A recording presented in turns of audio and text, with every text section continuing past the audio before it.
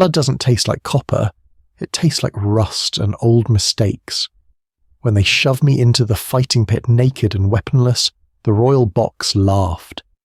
10 minutes later, I stood over their champion, spitting out his ear. That's when Her Highness decided she didn't want a soldier. Dust coated the back of Dean's throat, thick and alkaline. Every breath tasted like pulverized bone. They had stripped him of his combat harness, his boots, even his standard-issue dog tags. He stood barefoot on the scorched red sands of the arena, wearing nothing but blood-stiffened canvas trousers. His toes curled into the dirt, feeling the sharp edges of broken glass and dried biomatter, left behind by whatever died here yesterday. Opposite him, the heavy iron portcullis shrieked upward. The sound was a jagged nail dragged across his eardrums. Dean swallowed hard, but there was no saliva left. His hands were shaking. He hated that they were shaking, but his nervous system didn't care about his pride. He was 26 years old, an ex-miner who got drafted into a planetary defense force that folded in 3 days. He wasn't a hero. He was just a guy who knew how to swing a pickaxe and keep his head down, and now he didn't even have a pickaxe. The crowd above wasn't cheering. They didn't roar like the crowds in historical vids. They emitted a low, continuous hum, a resonant frequency that vibrated in Dean's molars. Out of the shadows of the tunnel stepped Brutus. That wasn't the creature's real name, but Dean's translator implant was fried, outputting garbled static and assigning generic localizations to everything he looked at. Brutus was 8 feet of grey, chitinous plating, built like a brick wall with legs. In his primary hands he held a thermal axe. The blade hummed, glowing a sickly pale white. The ambient heat radiating from the weapon washed over Dean's face from 50 yards away. Dean backed up. His heel hit the solid durasteel wall of the pit. Nowhere left to go. Brutus charged. The ground literally shook. Thud, thud, thud. Dean didn't assume a martial arts stance. He didn't center his chi. He scrambled sideways like a terrified rat. The thermal axe cleaved the air where his torso had been a fraction of a second prior, slamming into the durasteel wall. The sheer heat of the near-miss flash fried the fine hairs on the right side of Dean's face. A blister formed instantly on his cheekbone. Panic, cold and sharp, flooded Dean's veins. He slipped on a patch of slick black blood falling hard onto his side. The breath punched out of his lungs in a sharp gasp. Brutus was already pulling the axe free, the heavy muscles under his chitin shifting with mechanical efficiency. Get up, get up, get up. Dean threw a handful of the abrasive red dirt directly at the creature's face. It was a pathetic, desperate move, but the grit caught in the wet, exposed membranes around Brutus's secondary eyes. The giant recoiled, emitting a clicking hiss that sprayed foul-smelling saliva across Dean's chest. It bought Dean exactly 2 seconds. He scrambled to his feet, eyes darting wildly. No loose weapons, no forgotten swords, just the dirt, the walls, and the debris of past executions. His foot knocked against something hard. He looked down. It was a heavy, jagged piece of masonry, broken off from the arena's decorative trim. It weighed maybe 15 pounds. Brutus swung blindly, a wide horizontal arc. Dean dropped to his knees. The heat of the blade seared the top of his scalp. He smelled burning hair, his own. With a guttural sound that was more of a sob than a battle cry, Dean grabbed the masonry block with both hands. He didn't aim for the heavily armoured head. He aimed for the joint. As Brutus stepped forward to bring the axe down for an overhead strike, Dean lunged, driving the jagged stone into the unprotected flesh behind the creature's massive knee. Cartilage popped. A thick, dark fluid sprayed across Dean's face, smelling strongly of ammonia and rotting fish. Brutus bellowed, a sound that rattled Dean's ribcage, and the giant's leg buckled. The thermal axe hit the dirt, instantly turning the sand into a puddle of bubbling glass. Dean didn't stop. He couldn't stop. If he stopped, he was dead. He dropped the rock, scrambled up the giant's back like a rabid animal, and wrapped his arm around Brutus's thick neck.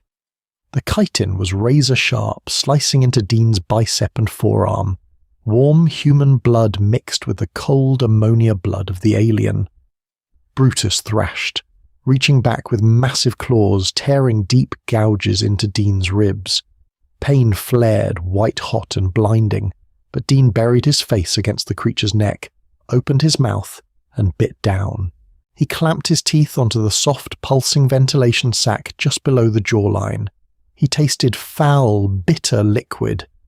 He gagged, vomit rising in his throat, but he bit harder, thrashing his head backward like a wild dog tearing at meat. The sac ruptured. Brutus convulsed. The massive claws digging into Dean's ribs went slack. The giant collapsed forward, pinning Dean's leg beneath 300 pounds of dying muscle and plating. For a long minute there was no sound except the crackle of the cooling thermal axe and Dean's own jagged, wheezing breaths. He lay there in the dirt, trapped under the corpse, tasting bile and alien blood. His ribs were on fire. His right arm was laid open from elbow to wrist. High above, the hum of the crowd stopped. Absolute silence fell over the arena. Dean slowly turned his head, spitting a mouthful of bitter fluid onto the sand. He looked up toward the royal box, shielded by a shimmering energy field. He couldn't see the faces clearly, just the silhouettes of the elite who had paid to watch him be turned into ash. He didn't roar. He didn't raise his fist in triumph. He just closed his eyes, rested his forehead against the dirt, and waited for the guards to come finish the job. The holding cell smelled intensely of ozone and industrial bleach, a combination that made the back of Dean's throat itch. He was slumped against a cold, sloping wall, shivering uncontrollably. The adrenaline had finally drained out of his system, leaving behind a cold, hollow ache that settled deep in his bones. His right arm was wrapped in a crude, tight synthetic bandage applied by a careless medical drone. The drone had sprayed his torn ribs with a numbing foam that felt like liquid ice, then promptly left him to freeze. He hugged his knees to his chest, trying to preserve whatever body heat he had left. His canvas trousers were heavy with dried fluid. He felt disgusting. He felt entirely hopelessly human. Heavy locks disengaged with a series of wet magnetic thunks. The heavy door slid open, letting in a blinding shaft of white light from the corridor. Dean didn't stand up. He just squinted, his cracked lips pulling back into a tired grimace. Two armoured figures stepped in first. Their helmets were featureless slabs of polished black metal. Between them walked a woman. At least the translator implant categorized her as a woman. She was tall, impossibly slender, with skin the colour of old porcelain. She wore a high-collared gown of something that looked like woven liquid mercury, shifting and catching the light with every microscopic movement.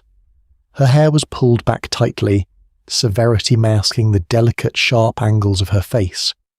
The implant chirped softly in Dean's ear, a localized voice whispering, "Diana, Royal House, High Threat." Diana stopped 3 feet from him. She didn't pinch her nose at the smell of sweat, blood, and excrement in the cell.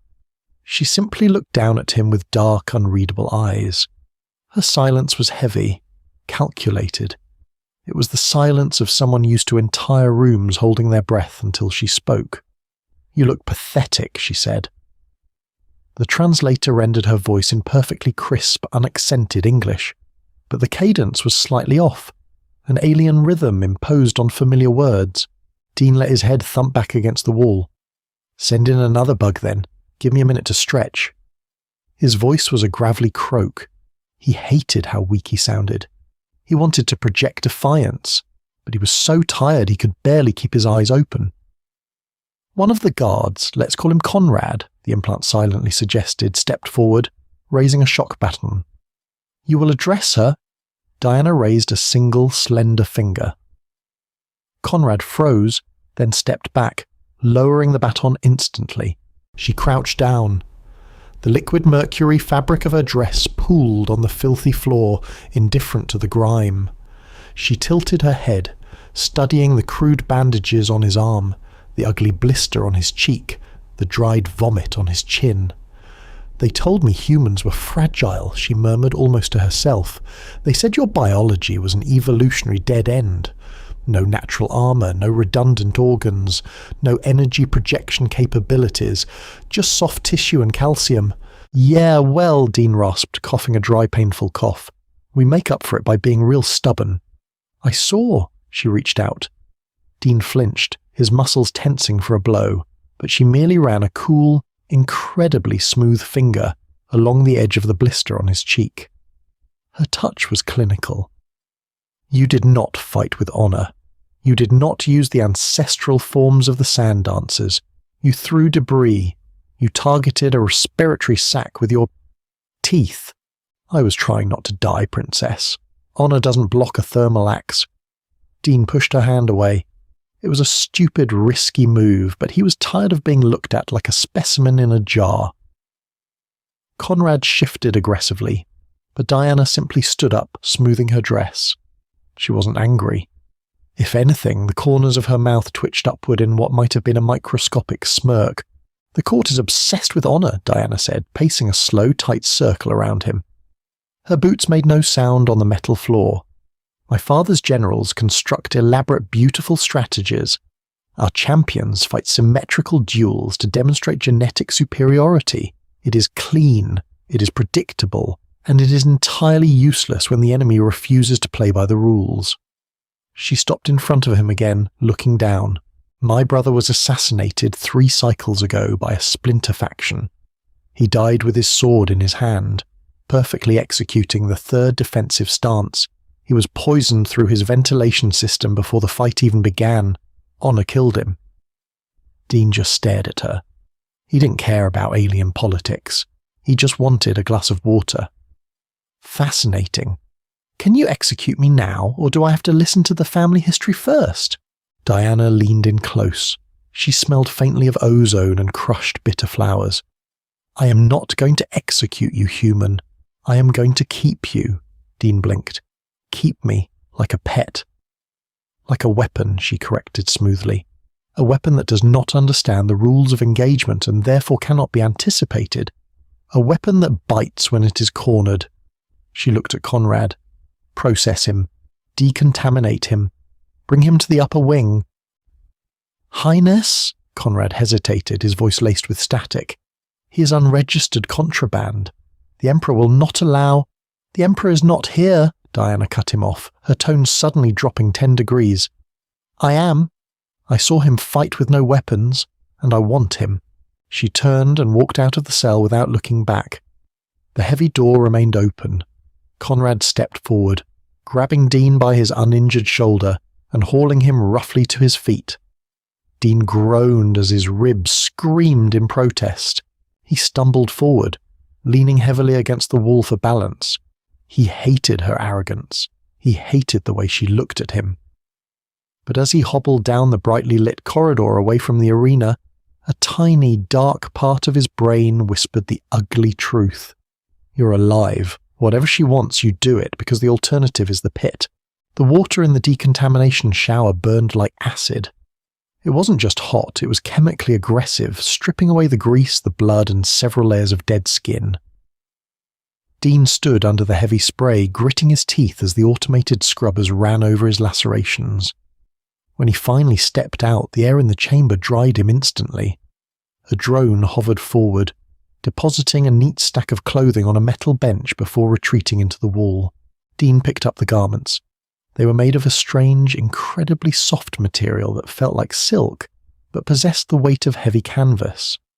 The tunic was a dark, muted charcoal, high-collared, with a row of asymmetrical clasps down the left side. The trousers were loose but tapered at the ankle, fitting over a pair of lightweight silent boots. He dressed slowly. His body ached with a deep, throbbing rhythm. Every time he raised his arm to fasten a clasp, the hastily stitched wound on his bicep pulled taut. He looked at his reflection in the polished metal wall of the antechamber. He looked foreign to himself. His hair was wet and plastered to his forehead. The blister on his cheek was raw and red. He looked like a stray dog crammed into a tuxedo. The door opened. Conrad was waiting. "Move!" the guard ordered, pointing down a hallway that looked drastically different from the holding cells. Here the architecture shifted from brutalist durasteel to sweeping organic curves.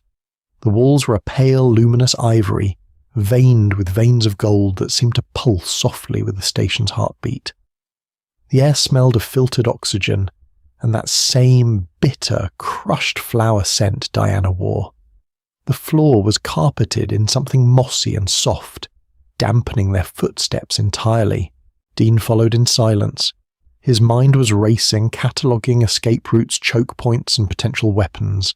A heavy glass vase on a pedestal, a sharp decorative finial on a wall sconce, the heavy clasp on Conrad's utility belt. His survival instinct was stuck in overdrive, his heart thumping a steady paranoid rhythm against his bruised ribs. They arrived at a set of towering double doors made of dark, polished wood. Conrad keyed a sequence into the wall panel, and the doors swung inward, revealing a cavernous dining hall. The noise hit Dean first. It wasn't the roar of the arena, but a dense, suffocating layer of polite chatter, clinking glass and high-pitched laughter. The room was filled with alien nobility. They were tall, elegant, adorned in shifting fabrics and glowing jewellery. The translator implant worked overtime, feeding Dean localized names as he scanned the room. Arthur, Helen, Edgar. At the head of the long, curving obsidian table sat Diana. She wore a different gown now, something dark and structured. She noticed him immediately, raising her chin. The room followed her gaze. The chatter died instantly. 100 pairs of eyes turned to look at the human. Dean felt the weight of their disgust. He felt the familiar heat creeping up the back of his neck. The same heat he felt just before a bar fight back on his home colony. He kept his face blank, his jaw clenched tight. "Ah," said a tall male standing near Diana's right. The implant tagged him as Arthur. He had a sneer plastered across his sharp aristocratic features. "The stray. I was told you brought something back from the dirt, cousin. I didn't believe you would actually bring it into the sanctum." "He has a purpose, Arthur," Diana said, taking a slow sip from a long-stemmed glass. "A purpose?" Helen, a female dripping in emerald-coloured stones, laughed softly. The sound was like breaking glass.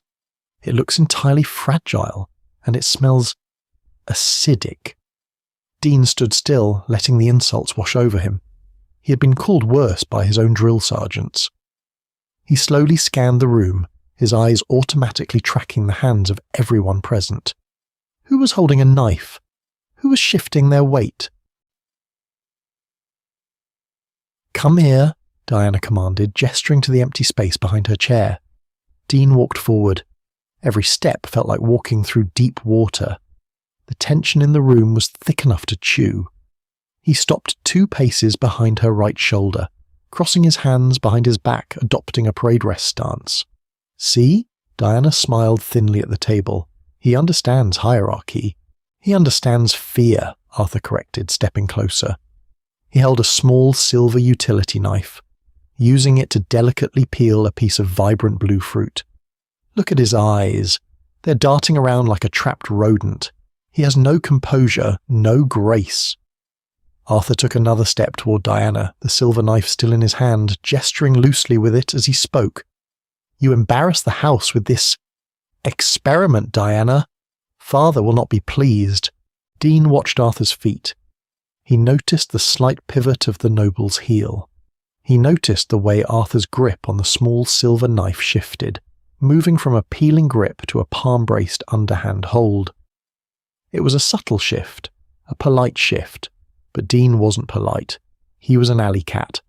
Arthur took one more step, his eyes fixed on Diana, his arm beginning to snap forward in a lightning-fast thrust aimed directly at her throat. Diana didn't even flinch. She hadn't registered the threat yet. The other nobles were entirely oblivious, sipping their drinks. Dean didn't think. He exploded. He didn't draw a weapon. He didn't use a martial arts block. He simply launched his entire body weight forward. His heavy shoulder slammed into Arthur's chest with the force of a runaway freight train. The impact sounded like a wet sack of concrete hitting the floor. Arthur let out a choked gasp as his ribcage cracked under Dean's momentum. They crashed backward into the heavy obsidian table. Glassware shattered, spraying expensive wine across the pristine ivory walls. Dean didn't stop. They hit the floor in a tangle of limbs. Arthur, despite being an aristocrat, was fast. He slashed wildly with the silver knife, laying open a shallow cut across Dean's collarbone. Dean ignored the burn. He grabbed Arthur's wrist with both hands, ignoring the slick blood, and slammed the noble's arm against the hard edge of a fallen chair. Once, twice. Bones snapped. The silver knife clattered to the floor. Arthur screamed, a high-pitched, reedy sound that pierced the stunned silence of the room. Dean shoved his knee hard into the alien's sternum, pinning him down. He grabbed a heavy, jagged piece of a broken crystal decanter from the floor. He raised it high above his head, his face twisted into a snarl of pure, unadulterated violence, ready to drive it down into Arthur's eye. Enough. Diana's voice wasn't loud, but it cut through the room like a whip. Dean froze. His chest heaved, pulling painfully against his injured ribs. Blood dripped from his collarbone, splashing onto Arthur's horrified face. He held the jagged crystal shard an inch from the noble's eye, his muscles shaking with the effort to hold back. He slowly turned his head. Diana was standing over them. She hadn't spilled a drop of her drink. She looked down at Arthur, who was whimpering on the floor, his arm bent at an unnatural angle. Then she looked at Dean. The disgust in the room had vanished. It had been replaced by something much sharper, raw, suffocating terror. The nobles were pressing themselves against the walls, staring at the human as if a bomb had just gone off in the middle of their dinner party. Diana looked at the broken crystal in Dean's hand, then at the blood on his face. She smiled. It was a terrifying, beautiful smile. As I said, she addressed the room, her voice echoing in the dead silence. He has a purpose. She looked down at Dean. Stand up. Dean lowered the crystal. He wiped his mouth with the back of his hand, leaving a smear of red across his jaw, and slowly stood up, stepping over the whimpering aristocrat. He took his place behind her chair again, staring straight ahead, his chest still heaving. He was a prisoner. He was a pet. But as he watched the alien nobility trembling in their fine silks, afraid to even look in his direction, Dean realized something else. He was the most dangerous thing in this room. Sweat pooled at the base of Dean's spine, cold and sticky beneath the synthetic weave of his combat suit. 6 months had passed since the dining hall, 6 months of playing the monster to keep the executioner at bay. He crouched on a steel-grated catwalk high above a sprawling hydroponics bay, breathing through his mouth to bypass the thick, humid stench of fertilizer and rotting vegetation. Below him, the target was holding court. Diana didn't just want to survive her cousin's assassination attempt. She wanted to surgically remove the infection. That meant hunting down the Splinter Cell's remaining leadership. She had handed Dean a datapad 2 hours ago, her eyes cold and absolute. Target manifest. The Splinter Cell. Lord Reginald. Primary financier. High-value target. Commander Hayes. Garrison leader. Heavy armor detail. Overseer Cole. Smuggler. Known to use chemical deterrents. Dean was currently watching Lord Reginald. The aristocrat was pacing nervously among the massive glass vats of glowing blue algae, flanked by 4 heavily augmented mercenaries. They carried pulse rifles. Dean carried a heavy, blunt mining wrench he had scavenged from the station's lower decks and a custom-machined kinetic slug thrower. A crude, pump-action shotgun Diana had her engineers build to his exact primitive specifications. The aliens didn't understand kinetic firearms. They relied on thermal beams and plasma displacement. They didn't know what a 1-ounce lead slug did to chitin and soft tissue at close range. Dean checked the chamber. The metallic clack-clack was swallowed by the ambient hum of the water purifiers. His right shoulder throbbed, a phantom ache from where Arthur had slashed him, now a jagged white scar across his collarbone. He rubbed it absent-mindedly. He hated this place. He hated the sterile food, the shifting liquid clothing, the way the air always tasted faintly of bleach. But mostly, he hated that he was getting good at this. He didn't formulate a tactical infiltration plan. He just stepped off the catwalk. The drop was 20 feet. He hit the damp Durasteel floor with a heavy bone-jarring thud, his knees bending deeply to absorb the kinetic shock. He didn't roll, he just planted his feet and stood up right behind the rear mercenary. The guard started to turn, his translator implant likely screeching a proximity warning. Dean didn't give him time to complete the motion. He swung the heavy iron mining wrench like a baseball bat. It connected with the side of the mercenary's helmet with a sickening crack. The helmet didn't break, but the neck inside did. The guard crumpled instantly, his pulse rifle clattering onto the grating. The other three spun around. Reginald shrieked, a reedy, pathetic sound that echoed off the glass vats. "The hound!" Reginald screamed, scrambling backward and slipping on the slick floor. "Kill him!" Energy bolts seared the air. One passed so close to Dean's ear he heard the moisture in the air sizzle and pop. The smell of ozone instantly flooded his nostrils, sharp and metallic. He dove behind a thick steel structural pillar. Plasma splashed against the other side, heating the metal against his back until he had to shuffle away. They were advancing cautiously, footsteps ringing on the wet metal. Clang, clang, clang. Dean closed his eyes, steadying his breathing. His heart hammered a frantic rhythm against his ribs. He wasn't a super soldier. If one of those beams hit him dead center, his organs would liquefy. Fear was a cold lump in his throat, but he swallowed it down. He let the adrenaline take over, that hot, blinding rush that made the world slow down. He unslung the shotgun from his back. He leaned out from the pillar, low to the ground. The lead mercenary was 10 feet away, rifle raised. Dean pulled the trigger.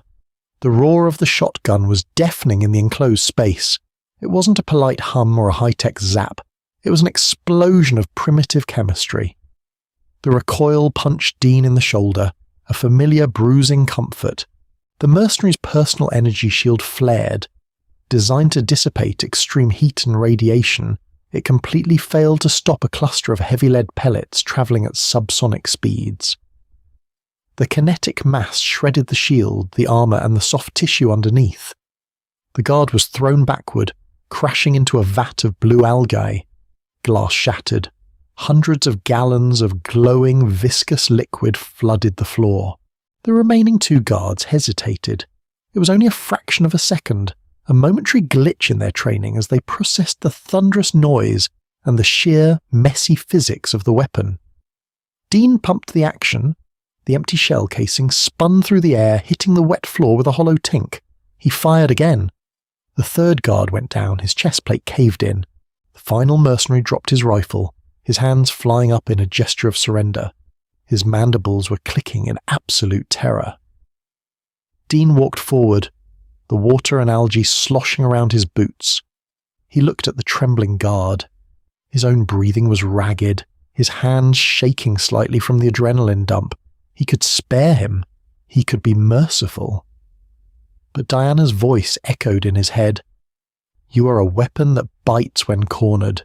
Dean swung the butt of the shotgun upward, smashing it into the guard's faceplate. The alien collapsed unconscious. Dean racked the shotgun one last time and turned to Reginald. The noble was trapped in a corner, covered in glowing blue slime, weeping openly. "Please," Reginald begged, holding up his delicate manicured hands. "I have credits. I have ships. I can send you back to your home world. Just name your price." Dean stared down at him. The smell of the noble's voided bowels mixed with the rotting algae. He thought about Earth. He thought about the dust, the smog, the cramped mining colony where he was nothing but an employee number. He had been a nobody there. Here, in the dirt and the blood, he was a kingmaker. "My price," Dean rasped, his throat dry, "is already paid." He didn't shoot. The shotgun was too loud, too quick. He reached down, grabbed Reginald by the expensive shifting fabric of his tunic, and hauled him to his feet. He drove his fist into the noble's stomach, feeling the soft tissue give way.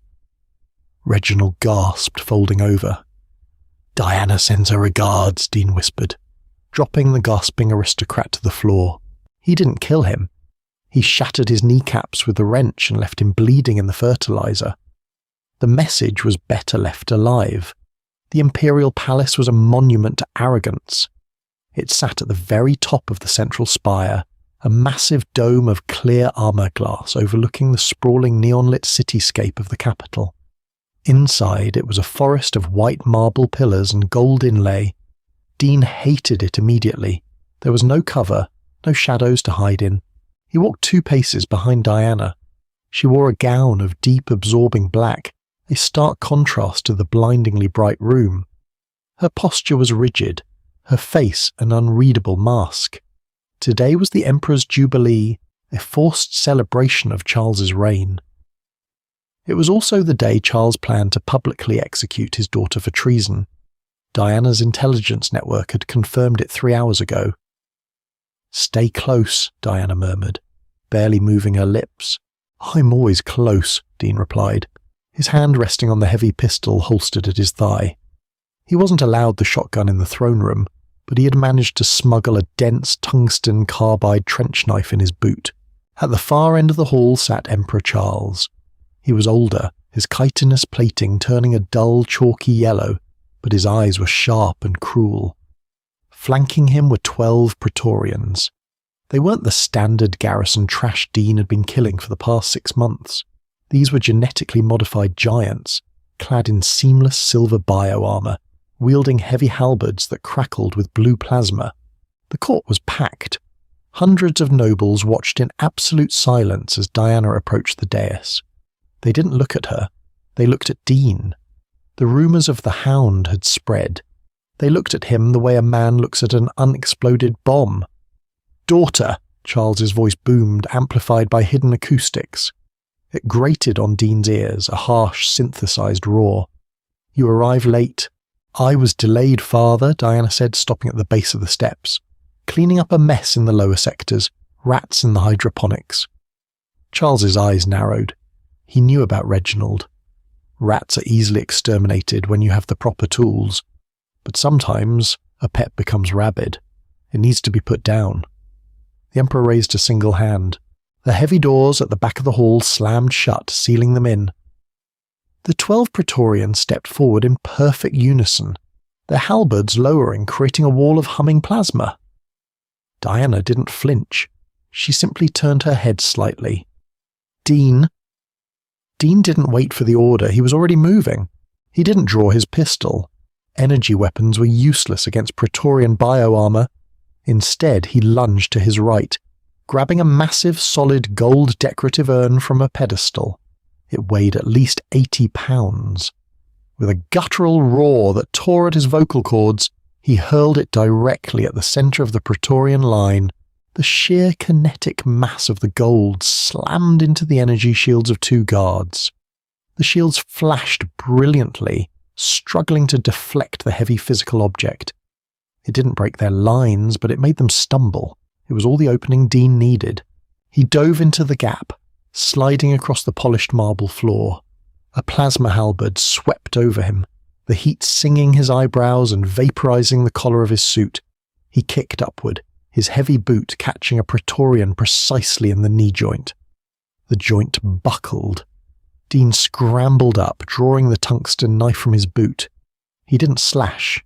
He stabbed upward, driving the dense blade directly under the edge of the guard's silver helmet, right into the soft connective tissue of the neck.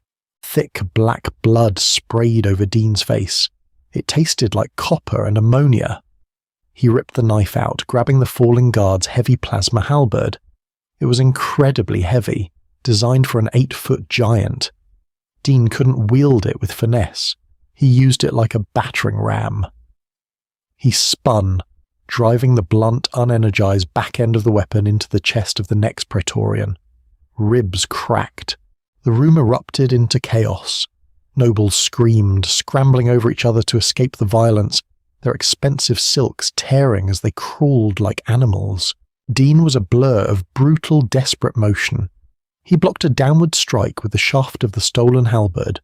The weapon vibrated violently, sending a shock wave up his arms that numbed his fingers to the bone. He dropped the weapon, stepping inside the guard's reach. He drove his elbow into the alien's throat, then grabbed the helmet and twisted with everything he had. A wet snap echoed over the screaming crowd. Pain flared in his back, searing, agonizing heat. A glancing blow from a plasma blade had caught his shoulder blade. The synthetic suit melted instantly, fusing to his skin. Dean screamed, stumbling forward, his vision swimming with black spots. The smell of his own cooking flesh filled his nose, nauseating and sweet. Get up. Get up. Get up. He fell to his knees. 3 Praetorians surrounded him, raising their weapons for the killing blow. Halt! The command didn't come from Charles. It came from Diana. The guards froze, conditioned to obey royal blood even from a traitor. Dean looked up, blinking through the sweat and blood stinging his eyes. Diana was standing on the dais.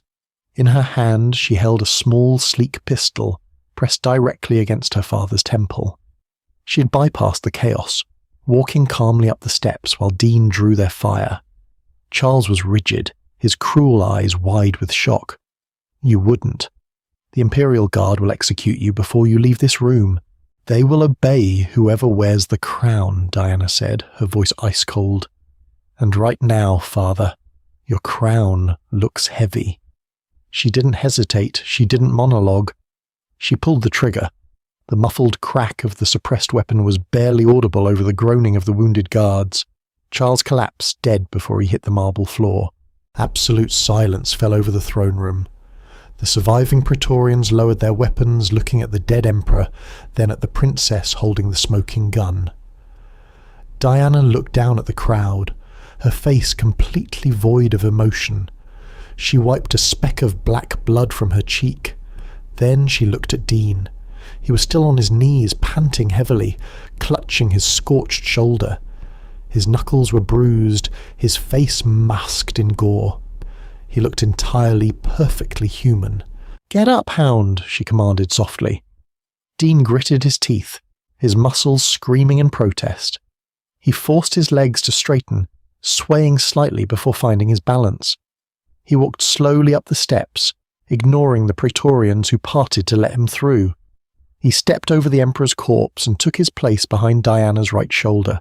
He looked out at the massive hall, at the hundreds of terrified aristocrats kneeling on the floor. They weren't looking at Diana, they were looking at him, the blood-soaked primitive who had torn apart their elite guard with his bare hands and a stolen knife. Dean let out a slow, ragged breath. His back was on fire, his ribs ached, and he desperately needed a shower. But as he looked down at the cowering nobility, he finally understood the dark, twisted joke of the universe. He didn't have a ship to go home. He didn't have his freedom.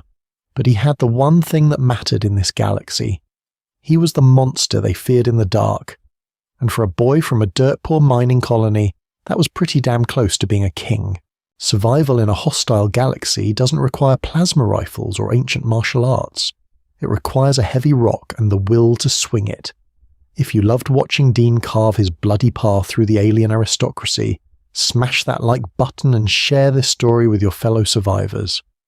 Don't forget to subscribe to the channel for more dark, gritty sci-fi tales where humanity doesn't just survive, we dominate. Drop a comment. What weapon would you choose in the pit?